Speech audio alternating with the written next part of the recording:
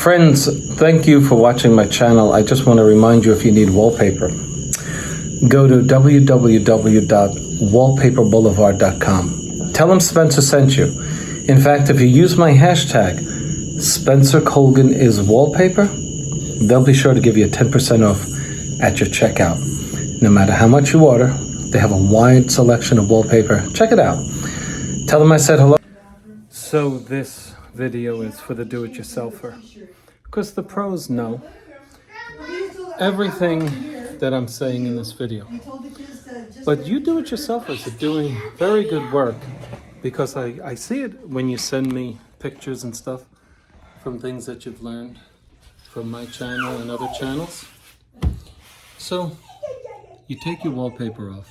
You're stuck with this annoying paper. It's endless, right? It seems like it'll never come off. But don't worry, it's not a problem. Even if you get all of the wallpaper off, no matter how hard you try, you always get little nicks and dings in your sheetrock surface, right? You don't want to paint that or wallpaper over it without fixing it. So I'm going to show you how to do that here.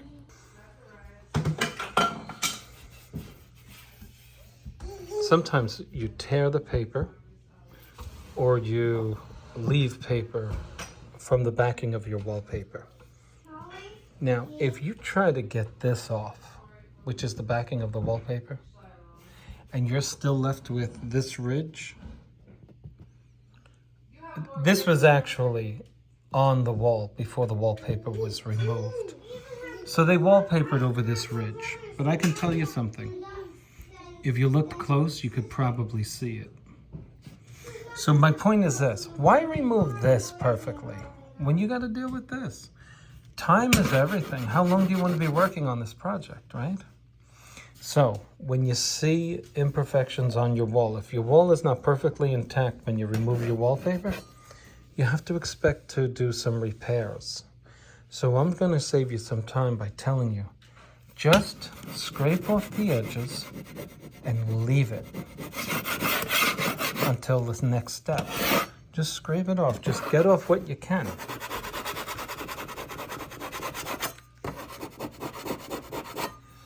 And leave that until the next step. See that? Just get off what you can.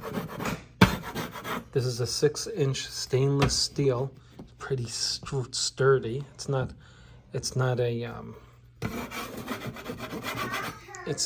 a carbon steel scraper. It's stainless steel, so it tends to be a little thicker. But that's okay. Don't gouge your walls with it. You don't want to do this. Look, this is a no-no. See that? You don't want to be doing that. If you're doing that, you're gonna create yourself a lot of work. Okay? So you just go around and get the edges off. Okay? Once you're satisfied you got the edges off, I'm going to tell you what to do next, because it's real simple. Okay? Real simple. You don't have to be perfect. Don't go crazy and try to get all this off. After you've scraped it off, you can take a sanding sponge, medium grit, and just sand off anything loose. Because the more you use that scraper, the more you might create more breakaway. You just sand it off. Okay, and what you'll be left with is a surface that you can start repairing. Okay? I know, like a really, So you wouldn't want to paint over this or wallpaper over that, because it's raw. It's ready to be fixed. Okay? But I want to emphasize for the do-it-yourselfer, you do not have to remove all of the backing when you have this to fix. You see? The wallpaper guy, whoever did it, papered over this. This was already torn off. This is sheetrock paper. This is ripped off. That we did on the video, as you saw.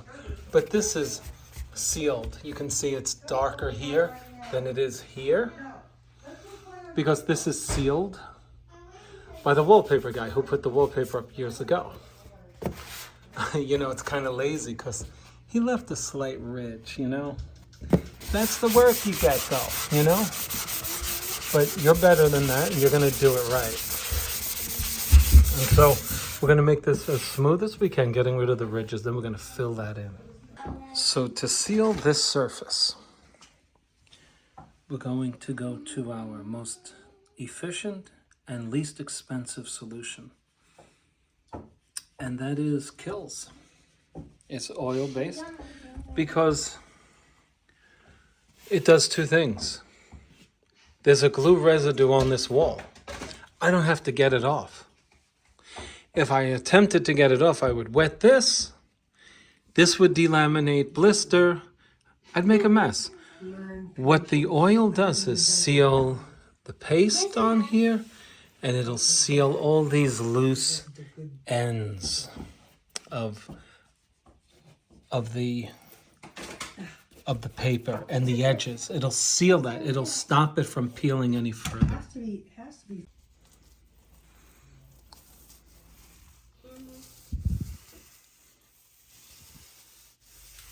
Ram.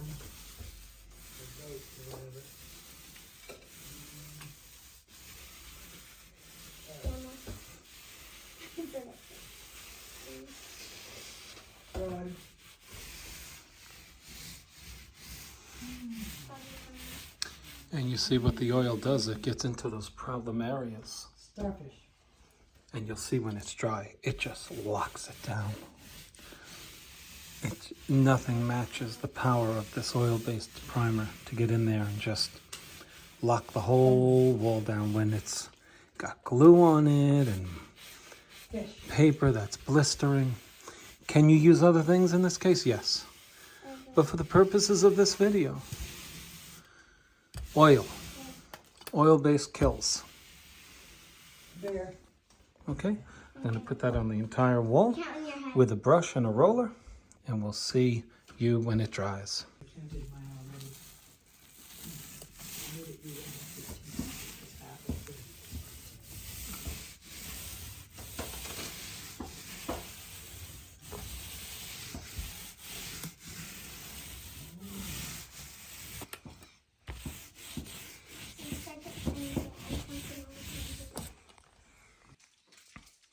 So there you have it.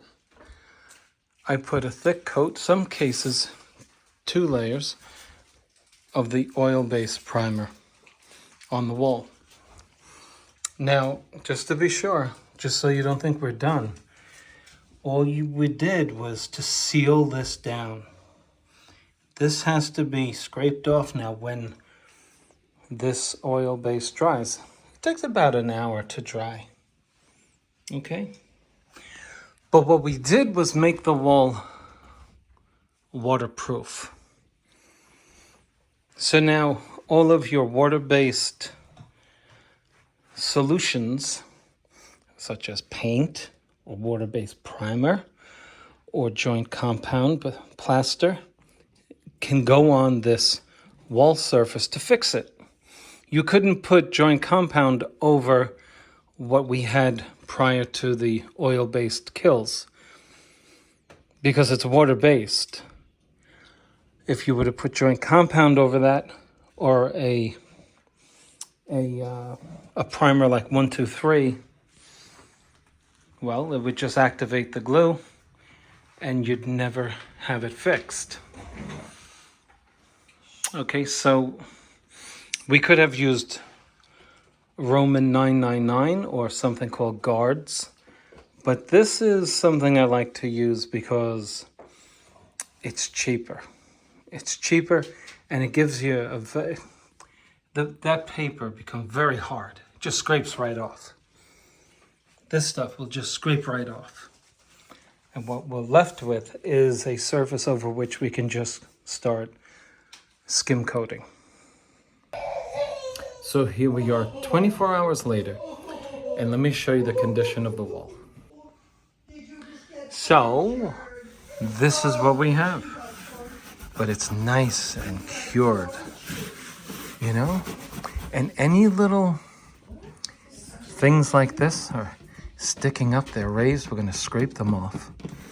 And we're going to then, if we expose brown paper, we have to seal that once again after we get all of this off by scraping it.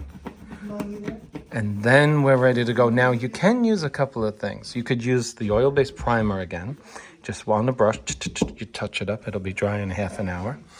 Or, and I have mentioned this at least twice on my channel before, if you expose brown paper like I did here, what you could do is, just once again, you see the oil makes anything that has to come off readily apparent. Okay? So once you expose this with a scraper, you reveal the brown paper again. Well, that has to be sealed again. And you could just take aerosol hairspray out of the can, spray it in there, and it seals it. You could also use Elmer's glue, believe it or not.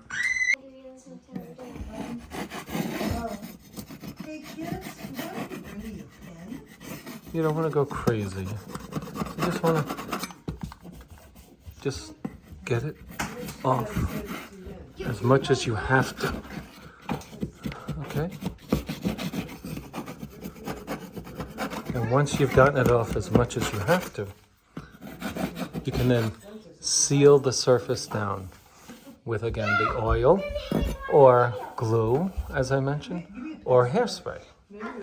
I don't think I have hairspray with me, so I will try one of the other two.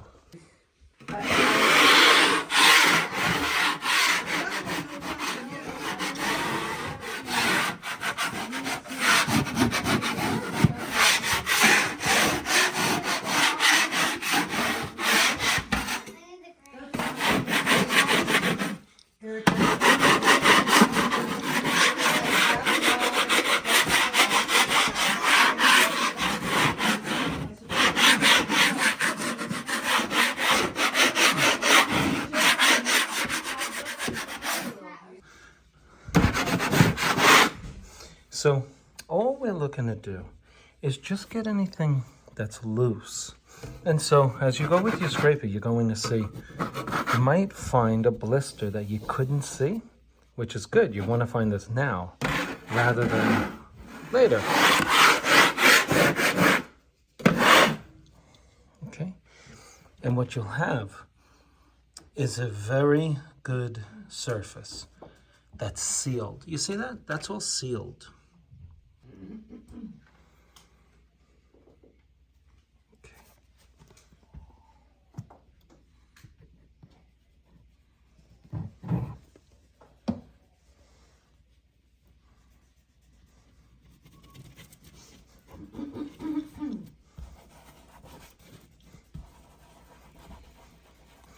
This will lock down that paper, right? Just like a kid puts it on construction paper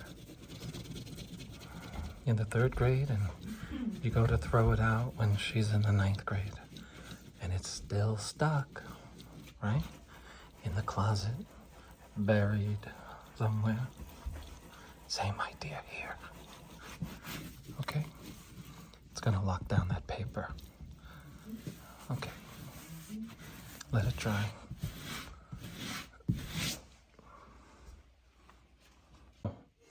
All right, so the next step is going to be putting some compound on it. This is just filling in those areas that are depressed and creating a new top layer. And so I wanted to start here so you're not bored.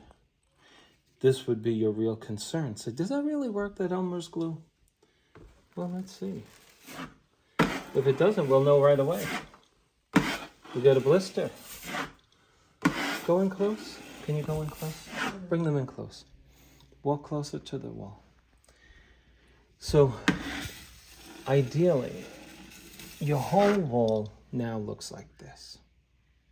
Okay? when you finish.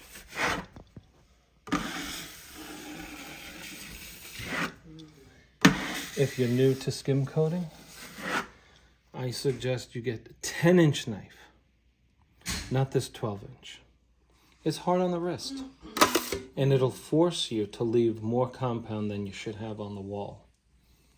Okay, so you go nice and thin. Notice the angle I'm holding the blade at. If my cameraman gets in here, go close to the wall.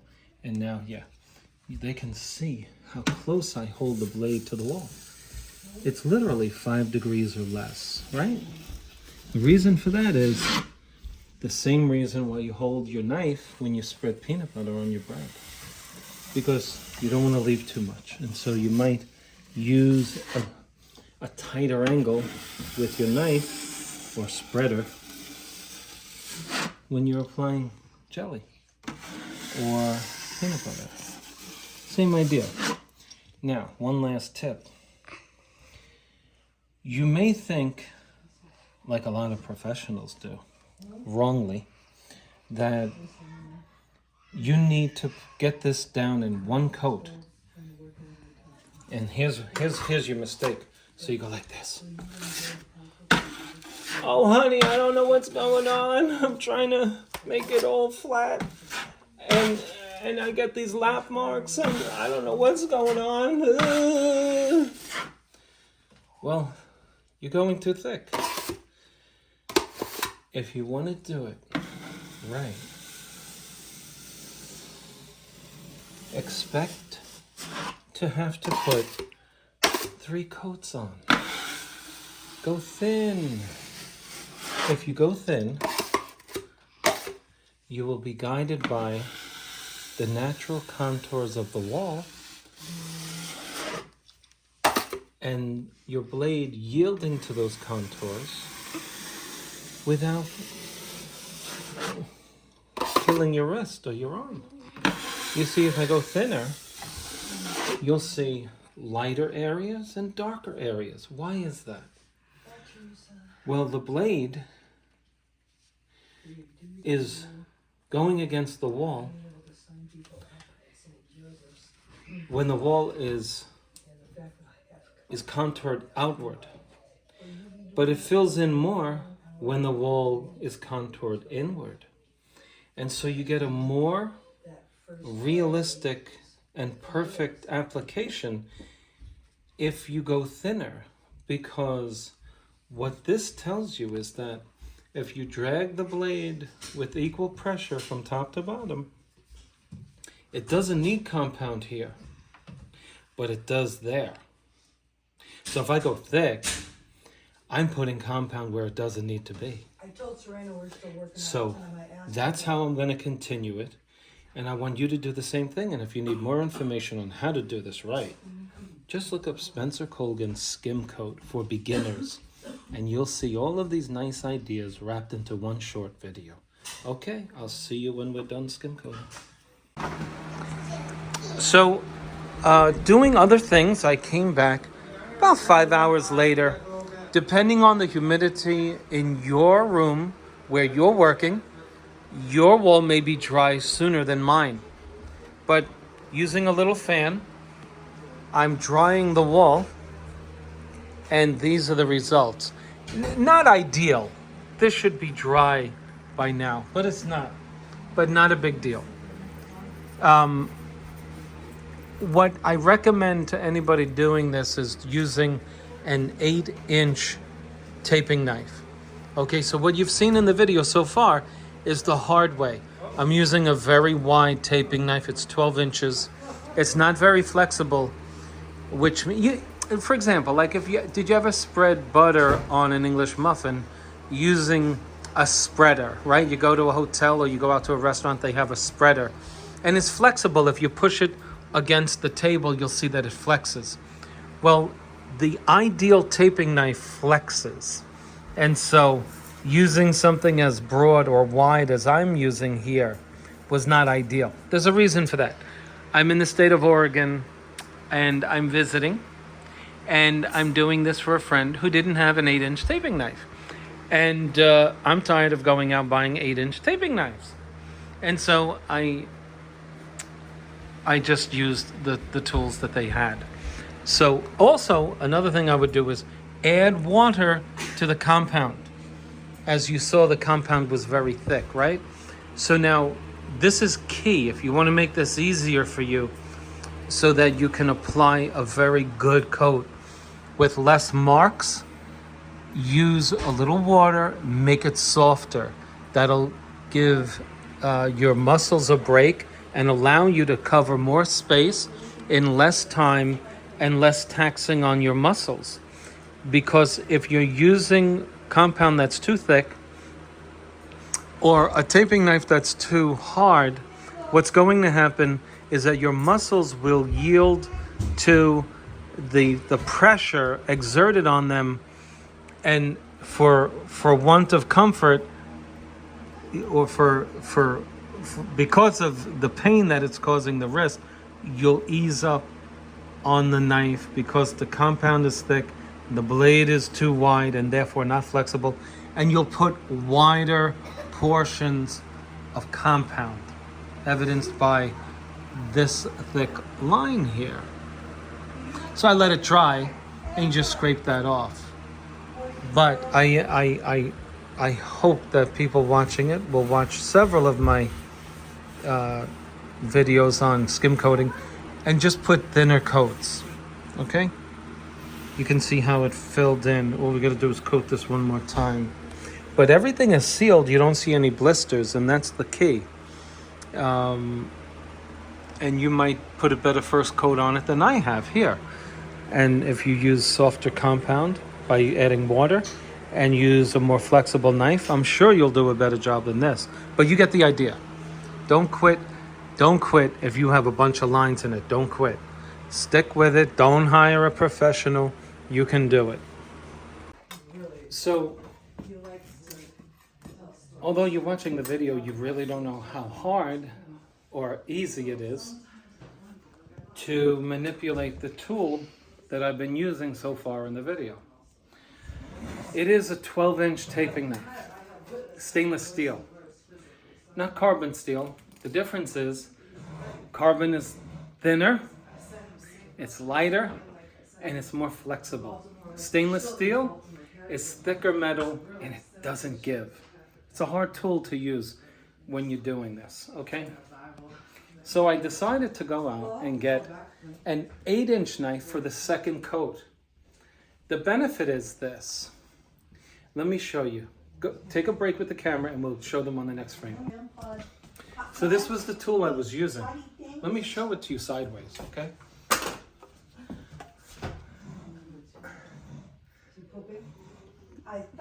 There's very little flex in this.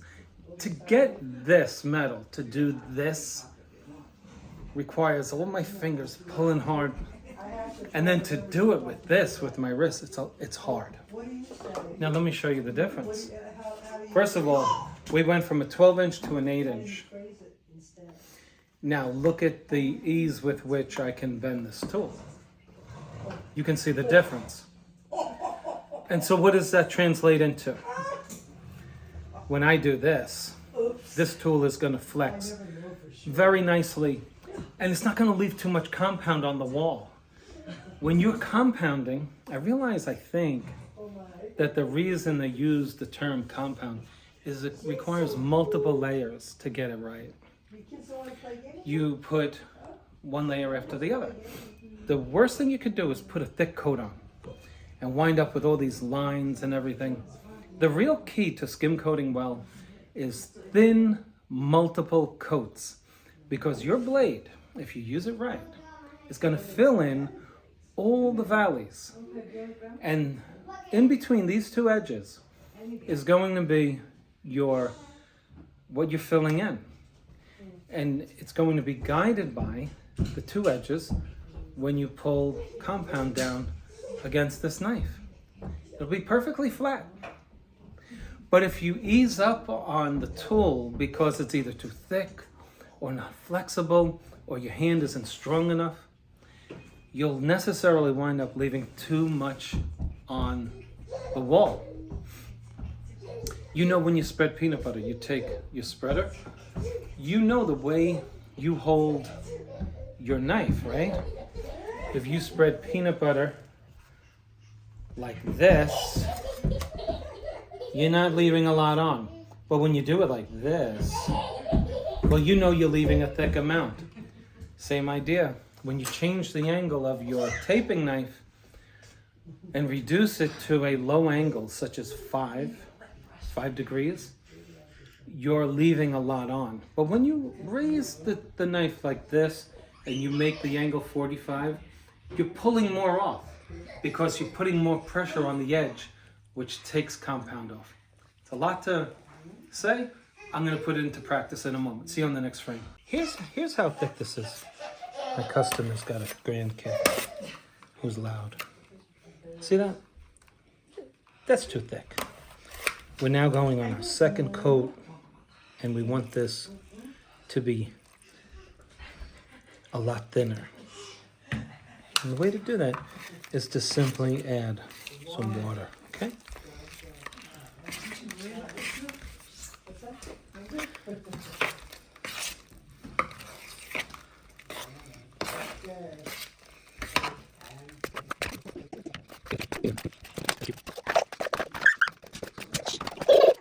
This is what we want. See that? That's going to be a lot easier. You would agree? To spread? And for the ladies out there who need a smaller tool like this, or for the guys whose wrists are killing them, this is the way you want to go. 8-inch blade and nice yogurt-like consistency on the compound. Okay, let's get to it. So this is after the second coat of compound. The reason I show you this is because the people watching this video and getting something out of it are going to be the do-it-yourselfers. So it tends to be long because I'm not all about making money on my YouTube channel. I'm about teaching people things that they don't know how to do. Because when I don't know how to do something, I want to go to an expert who takes the time. There are some people on YouTube who take the time to explain. So I want to show you, Mr. Colgan is not perfect. Look, I had a blister. This is my second coat. So I looked all around closely. I'm about to put my final coat on, and I saw that I had a blister under my coat. So if it happens to you, don't panic. Scrape it out and put Elmer's glue on it. And then here's what you do. Before you start skim coating the entire wall again, hit this first. You know, when you wake up, go over to it, hit it. Let it set up and firm up, because it's going to shrink a little, so that your last coat will go over it and you won't notice it. So to make life easy for you, I'll suggest that you put water in your compound and use a roller, either for every coat or for your last coat. Here's why. Your last coat is going to be very thin. You're just filling in minor inconsistencies on the wall. And so you don't want to be there forever. This gets it on easier. You're using different muscles to get it on. And it makes the job quicker and less taxing on your muscles. So just gives you an idea of how I'm doing this.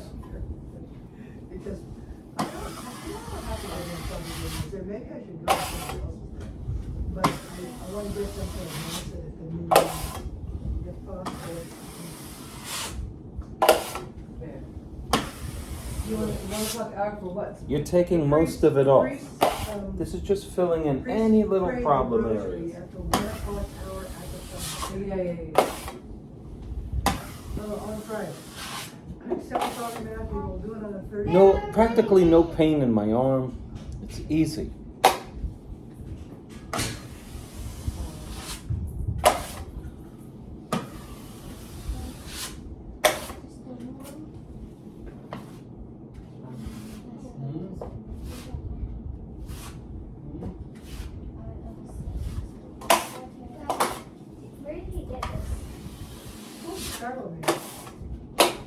Let me show you. Let's go up close.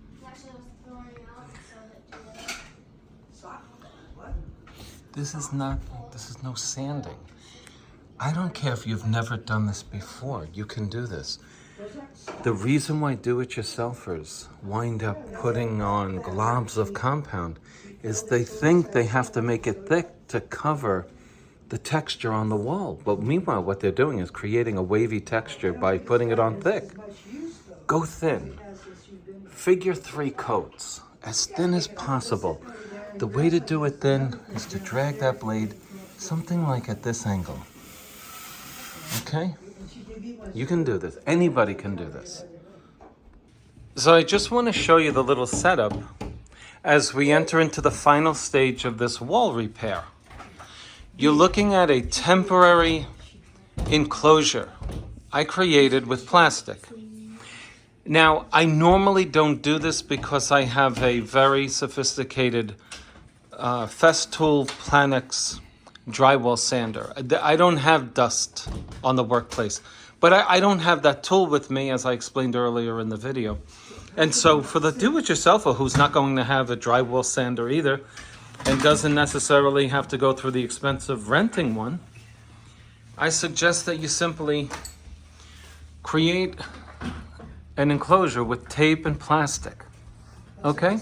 And you can prevent the dust from getting outside of the area you're working in. So from across the room, it looks something like this.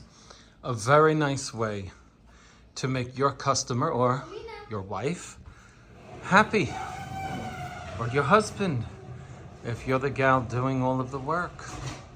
Okay? Okay, I'm going into the work area with a medium grit angled sanding sponge, and I'm wearing this mask. Okay? So this is what it looks like from inside of the plastic enclosure. It's just enough room to get the job done. Now for the do-it-yourselfer, the hardest thing is going to be forgetting where you left off and where you have to start. So you have to think in terms of columns. 1, 2, and you have to pick a section. Are you going to start at the top and go down, or start at the bottom and go up? But don't be doing this here, then down here.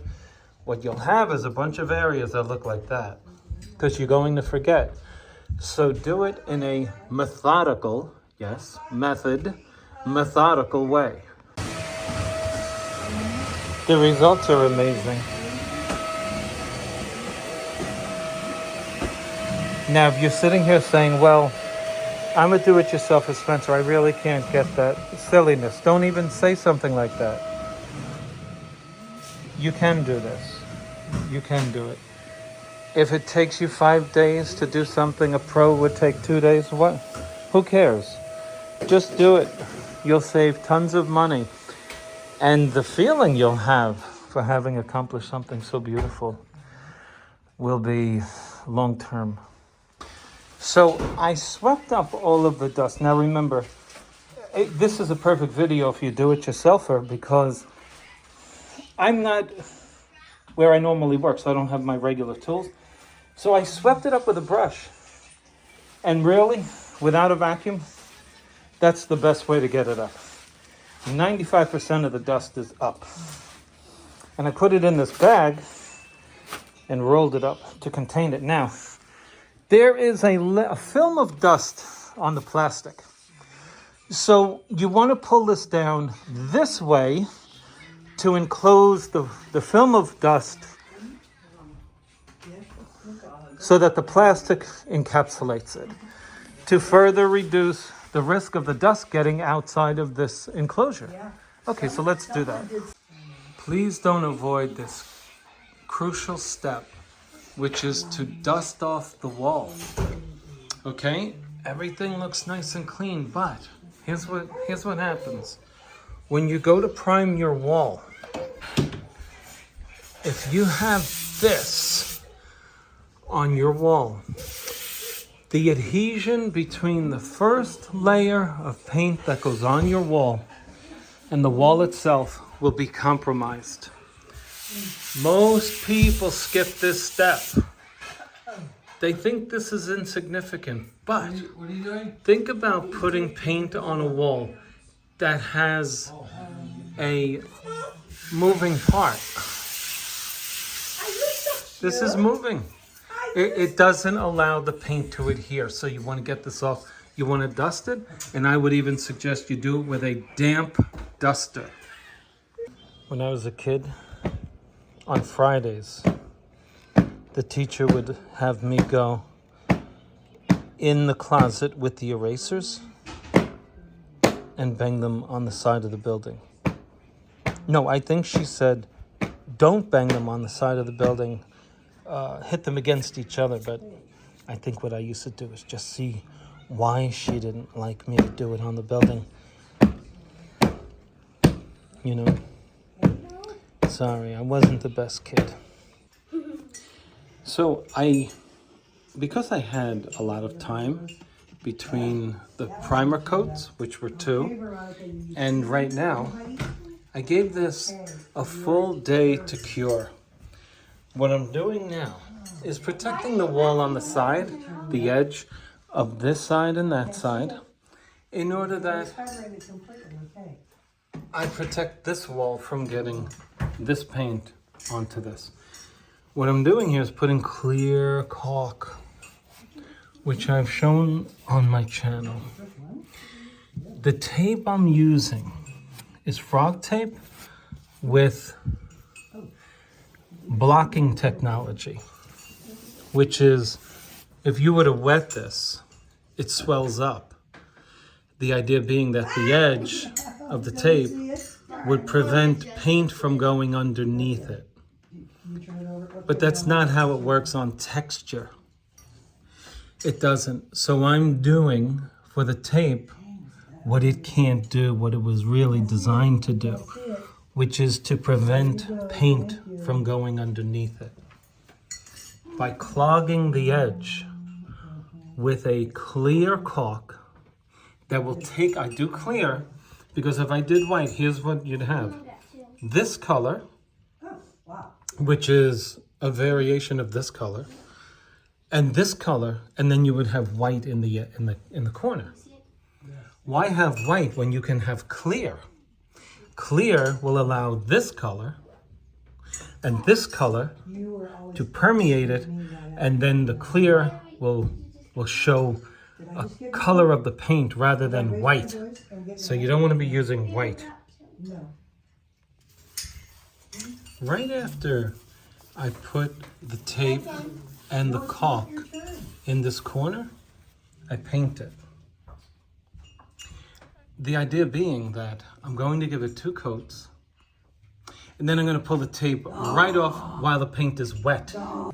Now, giving myself a nice amount of space so that I can roll with a roller, and I can get just up to about right here. If you go too close, it starts hitting the wall.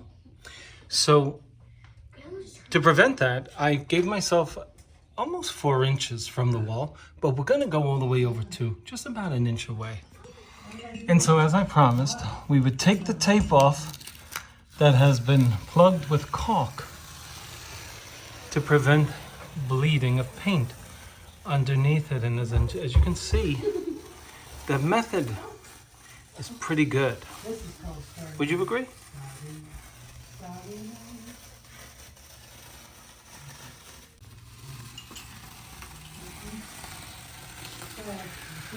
My good friend Juan died. One of the best people I've ever met.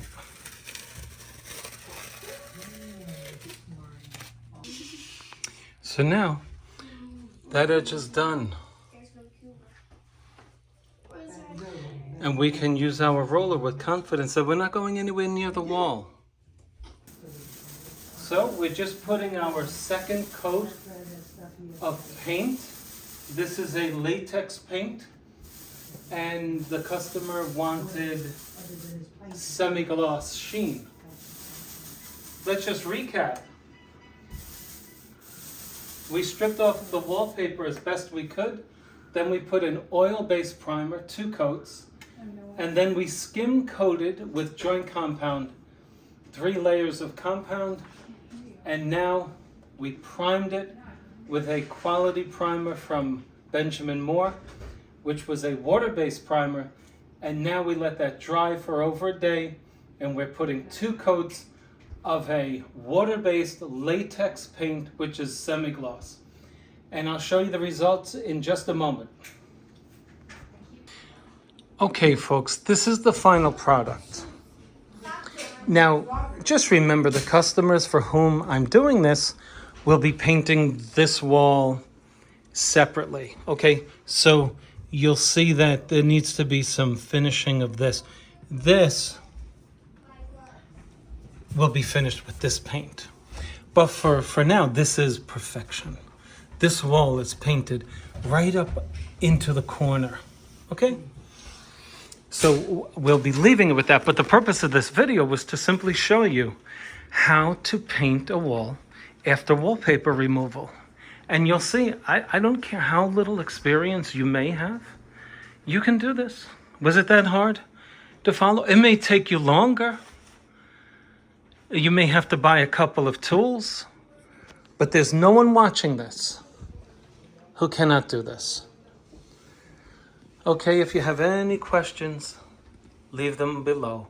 But please do make a comment. Please tell me how you do this. Tell me how you failed or succeeded in your painting after wallpaper removal project. Thank you.